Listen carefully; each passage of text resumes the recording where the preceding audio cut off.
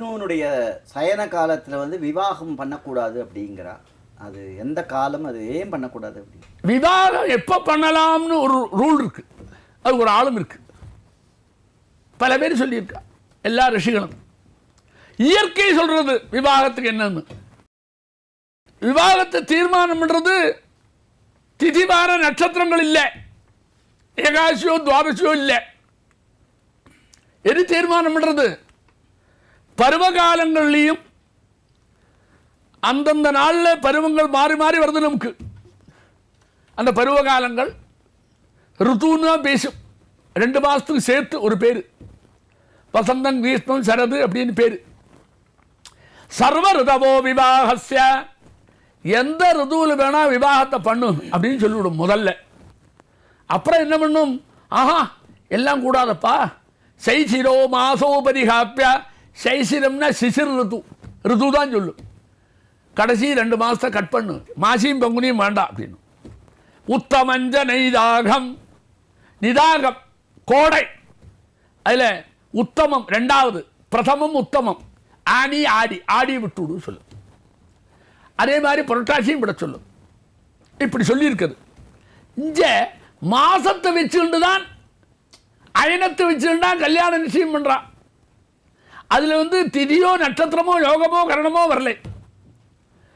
கல்யாணம் எப்போ நிச்சயம் பண்ணணும்னு தீர்மானம் பண்ண தர்மசாஸ்திரம். தர்மசாஸ்திரம் என்ன சொல்றது? 9 வயசானா கல்யாணம், 8 வயசானா கல்யாணம் பண்ணி விடுன்னு சொல்லுது. பொண்ணுக்கு 8 வயசானா கல்யாணத்துக்கு ரெடி சொல்லுது. ஏன்? இந்த சின்ன குழந்தைய வச்சு இந்த விளையாட்டு மாதிரி கல்யாணமா? கல்யாணங்கிறது நிதிய சுகத்தை அனுபவிக்கிறதுக்கு இல்லையா? அதனுடைய கண்ணோட்டத்தில் நமக்கு தான் புத்தி. கல்யாணம் சொன்னால் அடுத்தபடி சாயந்தரம் ரிசாந்தி நடத்தியாங்கிற அவசரம். ரிசாந்திக்காக கல்யாணம் இல்லை, நமக்கு வேணா புதுசாக இருக்கலாம். கல்யாணங்கிறது நட்பை ஏற்படுத்துறது. அப்போ அந்த 8 வயசுக்கு 9 வயசுக்கு கல்யாணம்னா நட்பு வந்துவிடும். அப்புறம் வளர்ந்ததுக்கப்புறம் ரொம்ப நாள் கழித்து எல்லாருக்கும் திருப்தியாக இருந்ததுக்கப்புறம் 2 பேர்கிட்டையும் பரிணாம வளர்ச்சியில் எண்ணங்கள்லாம் உதிச்சு மன திறந்த வெள்ளம் போல வெளியில் குதிக்கிற போது அப்போ தானாக சேர்ந்துருது, தானாக சந்தோஷத்தை அனுபவிக்கிறது. அதுக்கு வேற யாரும் கொடி பிடிக்க வேண்டிய அவசியம் இல்லை.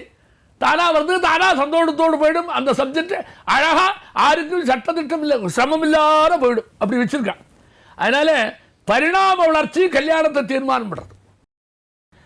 அப்போ பொண்ணுக்கு பரிணாம வளர்ச்சி கல்யாணம் பண்ணுறது காலம். அஸ்ட்ரானமி, அஸ்ட்ராலஜி இல்லை, அஸ்ட்ரானமி. அது 2 குழப்பிக்கப்படாது. அஸ்ட்ரானமி சாஸ்திரம், அஸ்ட்ராலஜி சம்பந்தமே இல்லை கல்யாணத்துக்கு. அஸ்ட்ராலஜியை கொண்டு போய் கல்யாணத்தோடு ஒட்ட வச்சு மகா தப்பு.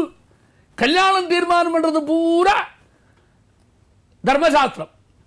கல்யாணத்துக்கு எப்போ வேலை என்று சொல்றது அஸ்ட்ரானமி. அஸ்ட்ராலஜிக்கு வேலையே இல்லை. நாம் என்ன பண்ணிட்டு இருக்கோம்? அஸ்ட்ராலஜி அதுதான் கல்யாணம் சொல்லணும். இந்த பையனுக்கு எப்போ கல்யாணம் பண்ணால் அவங்ககிட்ட கேட்குறான். இந்த அசட்டுத்தனத்தை எங்கே போய் சொல்கிறது? எப்போ கல்யாணம் பண்ணால் ஜோசியத்து கேட்டாரா கல்யாணம் பண்ணுவாளா? அந்த குழந்தைக்கு கல்யாண காலம் எப்போ வருது, தர்மசாஸ்திரம் எப்போ சொல்லியிருக்கு, அப்போ பண்ண வேண்டியது ஏற்கனவே சித்த ஆயிடுத்து. அது இவங்கிட்ட போய் கேட்பாளோ? அவசியமே இல்லை. அவன் சொல்கிற சப்ஜெக்டும் இல்லை, அவன் சொல்லவும் செய்கிறான், நாம் அதை கேட்கவும் செய்கிறோம். இப்படி ஒரு அசட்டுத்தனம் எந்த உலகத்திலையும் இருக்காது, நம்ம ஊரில் மட்டும்தான் இருக்கும். அதனால் அது கேட்கப்படாது. அதனால் என்ன செய்யணும்? அந்த கல்யாணம் பண்ணுற போது இந்த உத்தான ஏகாசி சயன ஏகாசி எல்லாம் கல்யாணம் பண்ணக்கூடாத மாதத்தில் வருது.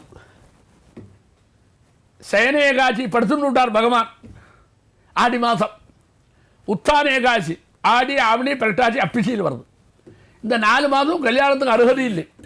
அதனால் உத்தான ஏகாசிலையும் சயன ஏகாசிலையும் கல்யாணம் பண்ணா சொல்லுவாள். அது எப்படி இருக்குது தெரியுமோ? பழைய காலங்களில் எந்த நாளைக்கு என்ன எப்படி முடியறது, உன்னோட வேலை எப்போ முடியறது, உனக்கு ரிட்டையர்மெண்ட் எப்போ வருதுன்னு சொல்கிறதுக்கெல்லாம் நாம் வருஷம் மாதம் தேதியெல்லாம் சொல்கிறோமே இல்லையோ, அதுக்கு பதிலாக அவள் திதி சொல்லிகிட்டு இருந்தான். ஒரு நாயகன், ஒரு நாயகி, ஒரு யட்சன், அவனுடைய பொண்டாட்டி கல்யாணம் பண்ணின்னு விட்டான். பண்ணிட்ட உடனே தலகால் புரியல, ஒரு தப்பு பண்ணி விட்டான். உடனே அந்த ராஜா அந்த ரிஷி சபிச்சு விட்டான். 1 வருஷம் நீ உன்னுடைய பொண்டாட்டியை பிரிஞ்சிருப்பேன்னு. ரிசாந்தியே ஆகலை, பிரிஞ்சு விட்டான். பிரிஞ்ச உடனே அந்த நாயகன் அந்த எட்டன் தன்னுடைய பத்திரிக்கு சந்தேசம் அனுப்புகிறான், ஆறுதலுக்காக சொல்லி அனுப்புகிறான். என்ன சொல்லி அனுப்புகிறான் தெரியுமோ? நீ ஒன்றும் கவலைப்படாதே, நம்ம சாபம் இருக்கே எனக்கு வந்த சாபம், சாபாந்தோ மே புஜகசயனாத் உத்திதே சார்கபாணவ். சாபம் கடைசியில் முடியறது எப்போ? புஜகசயனாத், புஜக தல்பத்திலேருந்து அந்த பாம்பில் படுத்துட்டு இருக்காரு, அதுலேருந்து சார்கபாணவ், கையில் சார்கத்தை வச்சுட்டு இருக்காரு மகாவிஷ்ணு, அவர் எழுந்திருந்த உடனே ஒரு சாபந்தம் முடிச்சு அப்படின்னு எல்லையை நிர்ணயம் பண்ணுறதுக்கு திதியை சொல்கிறதுக்கு பயன்படுத்தியிருக்கான். அப்போ சயனத்தில் சயன ஏகாதசி, உத்தானத்தில் உத்தான ஏகாதசி, அந்த ரெண்டுக்கு இடையில கல்யாணம் பண்ணுறதுக்கு யோகியதை இல்லை. அதனால சயன ஏகாதசியில் பண்ணாதே சொல்லலாம். ஏன் தெரியுமோ? சாபம் ஆரம்பம் இப்போ தெரியுமோ? சயனத்தில் ஆஷாடஸ்ய பிரதம திவசே மேகமாஸ்லிஷ்டதானும் அவர் சொல்கிறார்.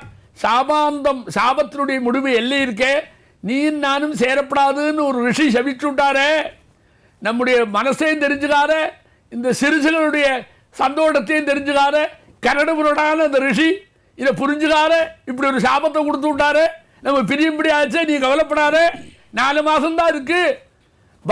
அதாவது சயனத்திலிருந்து அந்த பகவான் எழுந்திருக்கிற போது சாபம் முடிகிற நாள் தேசான் மாசான் சதுர, அதுக்கு நடுவில் இருக்கிற 4 மாசத்தை கண்ணை மூடிட்டு பல்ல கடிச்சுட்டு தாட்டி விடும்.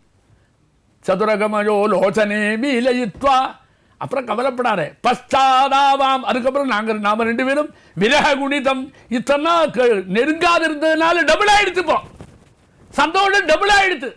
ரொம்ப நேரம் சாப்பிடாது இருந்தா நன்னா சாப்பிடுவோம் ஆகிரகத்தோட. அதனால பஸ்தாதாவாம் விரக குணிதம் தந்தம் ஆத்மாபிலாஷம் அப்படின்னு ஒரு ஸ்லோகத்தை எதுக்கு நான் இதை சொன்னேன்னா, கதை சொல்றதுக்கு சொல்லலை, அன்னைக்கு திதியை குறிப்பிடுறதுக்காக இதெல்லாம் பயன்படுத்துவாளே தவிர இந்த ஏகாதசியாதி திதிகளுக்கும் அந்த கல்யாணத்துக்கும் ஒரு சம்பந்தமும் இல்லை. இப்போ கல்யாணத்துக்கு சம்பந்தம் இருக்கிறது என்னதுன்னு கேட்டால் காலம், ருது, அந்த குழந்தையினுடைய பரிணாம வளர்ச்சி, அந்த வளர்ச்சியை பார்த்து எப்போது கரெக்டாக இருக்குன்னு தர்மசாஸ்திரத்தினுடைய நல்லுரை, அதனுடைய அட்வைஸ், இந்த 3 வந்ததுக்கு அப்புறம் கல்யாணம் எப்போ பண்ணலாம் அப்படின்னு அஸ்ட்ரானமிக்கு ஜோசியர்கிட்ட போய் கேட்கணும். அதனால கல்யாணத்துக்கு தேதி குறிக்கிறதுக்கு மட்டும்தான் அவனை கூப்பிடுறோம், அது வரைக்கும் உள்ளே விடப்படாது, அதுக்கப்புறம் வெளியில் போக சொல்லலாம். புரியலையோ? அப்போ ஏற்பட்ட ஜோசியரை கொண்டு போய் நடுவில் உட்காந்து அது குழப்பத்தானே வரும். அவன் எதுக்கு இங்கே வரான்? தேவையில்லாத இல்லையா? கொல்லப்படுற ஈக்கு என்ன வேலை? அப்படி ஒரு தப்பு வந்திருக்கு. அந்த தப்பு ரொம்ப நாளாக வந்து எல்லாரும் தப்பில்லையே பண்ணி, அவளும் தப்பில்லையே சொல்லி, நீங்களும் தப்பில்லையே சொல்லி, நீங்களும் அதுக்கு ஜாலரா போட்டு அதை வசத்தி வச்சிருக்கேன். அதனால் அவனுக்கு வேலையே இல்லை. புரிஞ்சு இல்லையோ? இந்த சமயத்தெல்லாம் பண்ணிக்கணும். தர்மசாஸ்திரம் டைமை சொல்லும், வயசை, ருது வந்து காலத்தை சொல்லும். அதுக்கு அவளுக்கு அந்த வயசு ருதுவும் சொன்னத்தை வச்சுட்டு கல்யாணம் இந்த வயசில் பண்ணு சொல்லும். உடனே ஜோசியத்தை போகணும், எந்த நாளைக்கு இதை பண்ணலாம் அப்படின்னு கேட்கணும். அது அஸ்ட்ரானமி, அஸ்ட்ராலஜி இல்லை. அதை பண்ணால் கல்யாணம் ஆகும். அதனால் கல்யாண வயசு தர்மசாஸ்திரத்தை கேட்டுட்டு பண்ணணும். அப்படி தான் வேணும் அது.